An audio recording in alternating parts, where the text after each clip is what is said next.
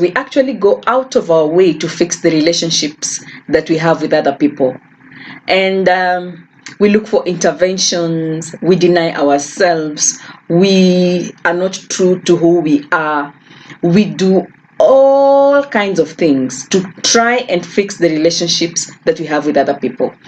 We put in a lot. But the relationship that we never think may need fixing is the relationship we have with ourselves. So let's get into it. How do you then fix the relationship you have with yourself?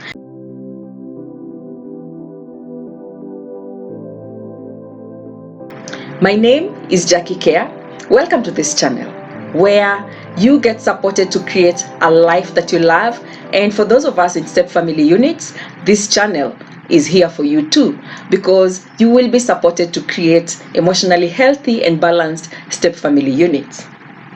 So we were talking about the relationship you have with yourself.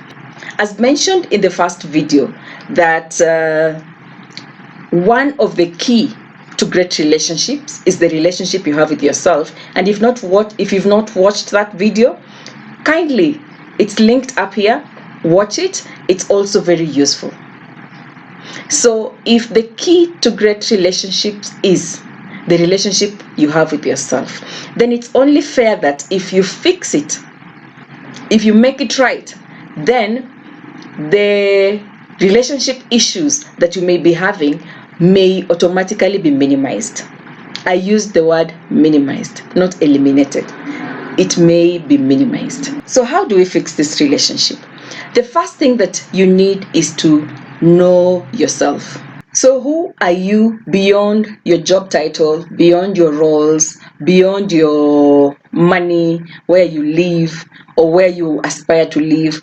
Who are you? At the core, within you, who are you? What matters to you most? What are your values? Because the more you know yourself, the more clarity you have with yourself, then the better the relationship you will have, and also the more clear you will be about the relationships that you allow yourself to engage in. And with clarity, you are open to good relationships. You will attract good relationships that will reflect this clarity and even get you to become a better version of yourself. So the second fix that you need is to heal yourself. And this healing also arises from the first one of knowing yourself, because when you know yourself, you know the wounds, the good, the bad, and the ugly that you come with. So you will realize what wounds you have. Now let me let you in on a secret. The truth is, no one automatically just has a good relationship with themselves. The people who have good relationships with themselves actually work at it. The reason you have an unhealthy relationship with yourself could be because of the things that you have experienced, either in your childhood or your adulthood. It could be because of the things that you were taught as a child. It could be because of the things that you have seen as a child or an adult. So there are some wounds that you have that have made you have the relationship you have with yourself be unhealthy, or it's not working for you. And now when you get into the space that you are deliberately changing it and making it better, you have to go back to these wounds that you have. You have to go back to the genesis of this unhealthy relationship that you have with yourself. You need to acknowledge those wounds that you have, either if it's from past relationships, from your experience, from what you are taught at home, from what you experienced at home. Acknowledge those deep wounds that you have carried. Then heal yourself by cry about it, mourn about it, feel pain about it, feel sad about it, and don't stick there.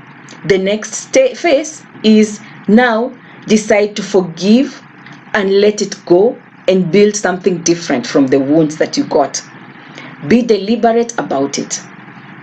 Heal from that pain And unfortunately or fortunately, the only way to heal your pain is through the pain, through feeling it.